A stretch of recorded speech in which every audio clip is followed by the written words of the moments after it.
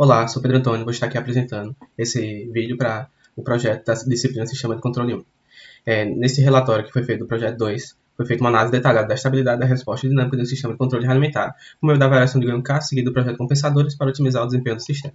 Nós podemos ver o circuito aqui na figura 1, e foi feito um TVNAM em cima de Z4 para encontrar a relação entre E0, que é a tensão de saída, e EI, que é a tensão de entrada. Esses cálculos estão detalhados aqui no relatório, podemos ver aqui na equação 1, 2, 3 e 4. E foi encontrada a equação 4 aqui, que é a função de transferência do nosso sistema. É encontrada essa função de transferência em função dos valores de Z1, Z2, Z3 e Z4. Podemos simplesmente substituir os valores que foram entregues para os projetistas. Feito isso, encontramos a função de malha aberta na equação 9. Agora, iremos fazer um projeto do sistema com ganho K para diminuir o overshoot para 12%. No caso, a nossa função original ela não tem overshoot, então será inserido um overshoot máximo de 12%. Isso será feito encontrando a função de malha fechada, a função de transferência de malha fechada, que está descrita na equação 10. E feito isso, encontramos o valor de QC em função do nosso overshoot de 12%, o QC deu 0,56, e agora conseguimos achar o ômega N, que vai dar 15,75, e finalmente encontrar o nosso ganho K, que deu 8,52. Então esse 8,52 para o sistema de malha fechada é para dar o nosso overshoot máximo de 12%. Com esses valores conseguimos calcular o ômega D e o TP, que é o tempo de pico, 0,24 segundos. Conseguimos achar o tempo de assentamento para 2% e 5%. E aqui na tabela 3 vemos os comparativos dos valores teóricos e computacionais, que deu bem próximo, quase iguais os valores.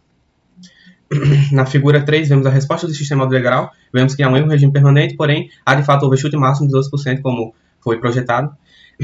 Agora iremos ver quais são os polos e zeros do nosso sistema. No nosso caso, não tem zeros no sistema. Podemos encontrar os dois polos, que são 1 e menos 1,63 e 1 e menos 16,01. E encontrado esses polos, podemos ilustrar o diagrama de polos zeros que está descrito aqui nessa figura 4. E também na figura 5, a figura 4 é o esboço no papel e a figura 5 é no MATLAB. Finalmente, feito isso, podemos usar o critério de estabilidade de Haupt-Ritz, será aplicado à função de transferência malha fechada da equação 10. Encontramos o valor de alfa, que vai dar 26,06 mais 26,06K, e esse K ele tem que ser maior do que menos 1, fazendo essa condição. E para K igual a menos 1, a saída é marginalmente estável. Para K menor do que menos 1, a saída é instável. E para K maior ou muito maior do que menos 1, a saída é estável, como vemos aqui nesse gráfico, né? Na figura 6. A saída com ganho 100, a saída com ganho menos 1 e a saída com ganho menos 1,5.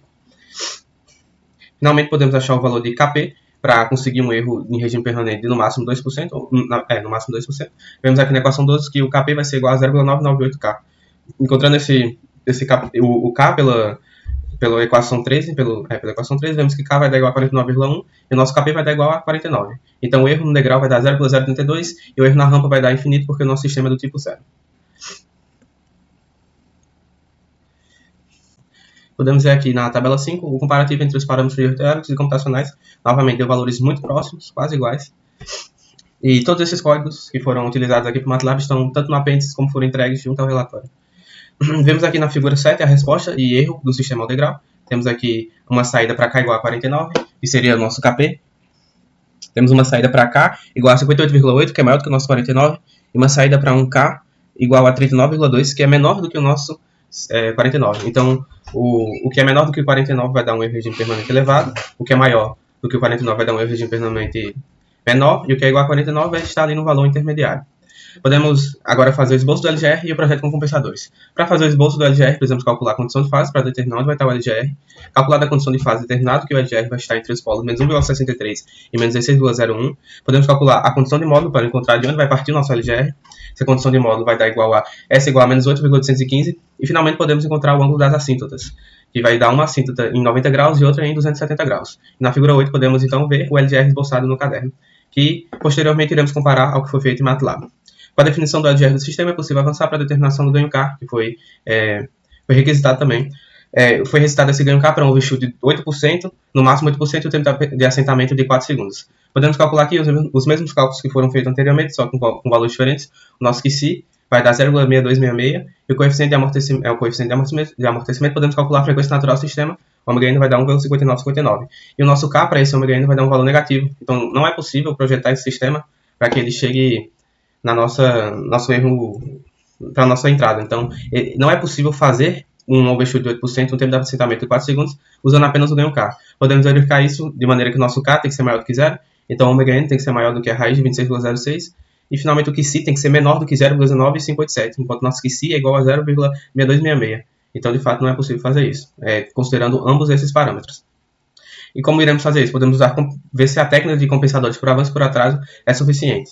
Podemos, primeiramente, fazer um compensador por avanço para tentar compensar o erro em regime transitório, que seria o nosso overshoot, o nosso tempo de assentamento. Então, iremos inserir um ZAV, que é um zero de avanço, e um PAV, que é um polo de avanço. O ZAV foi escolhido arbitrariamente para ser em menos 1,63, e iremos agora calcular nosso ponto de operação. O S12 vai ser em menos 1 mais ou menos 1,244J.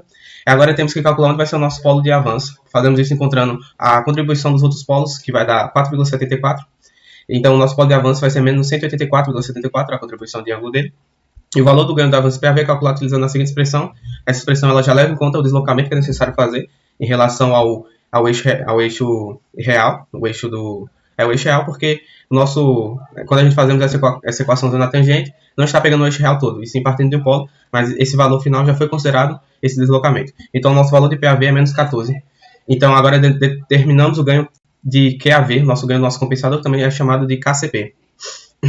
E nosso KCP, pela condição de módulo, iremos encontrar um KC de 7,54, fazendo a substituição no nosso ponto de operação. Então, encontramos finalmente a função de transferência do nosso compensador.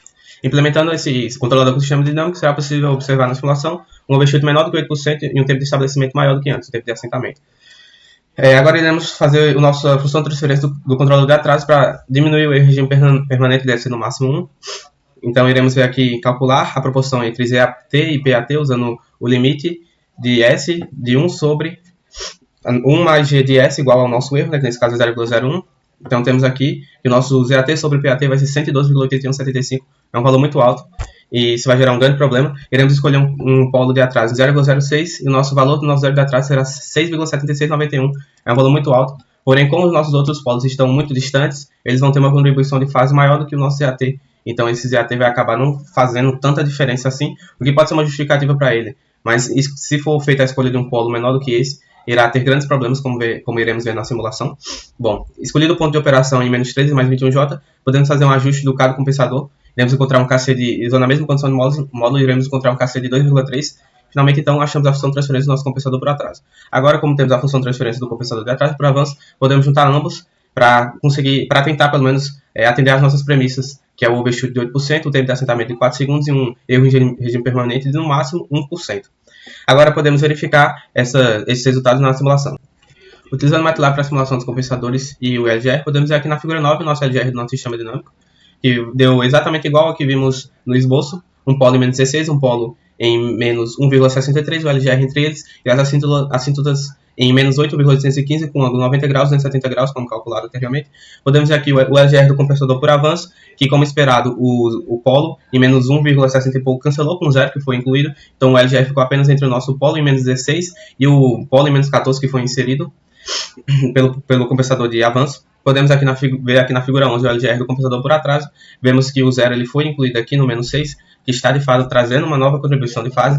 Porém, como temos um polo aqui em menos 16 e ainda considerando o polo menos 14 do compensador por avanço, talvez essa contribuição não seja tão grande assim. Como iremos ver aqui no LGR do compensador por avanço por atraso, o LGR ainda começa aqui no menos 16, entre menos 16 e menos 14, com as assíntotas agora com um ângulo um pouco diferente, não sendo mais 90 e 270 graus. Mas não tão diferente assim, talvez justificando esse uso desse polo e zero de atraso, que acabou sim melhorando o sistema, usando valores menores. Vemos uma resposta completamente distorcida. Então, realmente melhorou a nossa resposta usar um polo assim. Vemos aqui a resposta ao degrau usando apenas o compensador por avanço. Vemos que foi inserido no overshoot, apesar de não ser possível, apenas com essa técnica, aumentar o nosso tempo de assentamento para 4 segundos. Teria que ser usado técnicas mais avançadas. Vemos aqui a resposta ao degrau aplicando a técnica de atraso, já que na técnica de atraso, que é o nosso sinal verde, o nosso tempo de assentamento subiu, porque inserimos o polo, o zero, aliás, que teve a contribuição de fase, acabando mudando um pouco a nossa resposta, mas vemos aqui que não há erro em regime permanente, o erro é muito baixo, diferente do nosso compensador por avanço, e juntando ambas as técnicas, obtemos aqui o sinal em azul, o sinal em verde, que tem aí um segundo overshoot, digamos assim, né, uma propagação do overshoot anterior, mas que aumentou o overshoot, inseriu um overshoot ao sistema, que era o overshoot de no máximo 8%, aumentou sim um pouco o tempo de assentamento, comparado apenas com utilizando o avanço, e diminuiu o erro em regime permanente para a faixa aceitável. Agora vemos aqui o que acontece quando nós usamos, aqui nessa figura 16, vemos que aqui foi utilizado um polo em menos 0,006, muito menor, 10 vezes menor do que o polo de atraso antes, né, para conseguir um zero de avanço que não tenha a influência de fase. Vemos que a resposta está muito ruim, não atende nenhuma premissa, apenas a premissa do erro em regime permanente. Todas as outras premissas, ela até atende o erro do tempo de assentamento, aumentou muito, porém não atende o overshoot. Então, de fato, não é possível atender essas 3 premissas simultaneamente usando essas 2 técnicas. É possível atender apenas 2 premissas. Vemos na figura 7 os sinais de controle que são muito importantes, porque é o que está entrando no nosso retornador.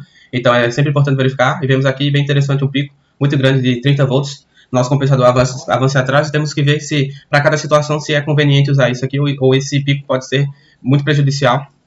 Vemos aqui na figura 12, foi acrescentado um polo 10 vezes maior do que o polo dominante do sistema, aqui sem os compensadores, então foi adicionado um polo em menos 16,3, e vemos que a nossa saída com polo em 10x aumentou em regime permanente, porém não mudou tanto assim a resposta do regime transitório, que era esperado, né? Afinal está bem longe do nosso polo dominante. E aqui em malha aberta vemos que o nosso sistema dinâmico ele não tem regime permanente, mas com um acréscimo de polo aparece um erro. Isso muda bastante já o nosso sistema, que novamente é esperado. Nós estamos usando aqui malha aberta, não está sendo feito nenhum tipo de realimentação.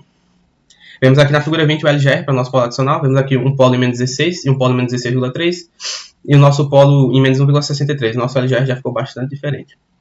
A resposta ao degrau agora acrescentando um 0 em 5 e em menos 5, só em malha aberta. Vemos que ficou uma resposta bem esquisita. O que é de certa forma esperado, afinal estamos acrescentando um 0 à direita do nosso eixo imaginário, que normalmente é uma região de bastante instabilidade. Não trabalhamos lá, é muito comum não trabalhar nessa região. Então é de fato esperar ter respostas esquisitas assim. Vemos aqui o LGR com os zeros adicionados. E aqui, o projeto ele conseguiu atingir os objetivos, apesar de não ter atingido as premissas, porque ele foi de bastante aprendizado usar essa função que nunca vimos antes, usar um sistema de transferência super amortecido, o que se era aproximadamente 2. Ele foi de bastante aprendizado para uso, para análise dos compensadores e também do ganho K. Foi um projeto bastante interessante. Não foi possível detalhar muito porque o vídeo ele tem um limite de tempo bem estrito, então teve que ir por cima, mas tudo está muito bem detalhado no relatório. Muito obrigado.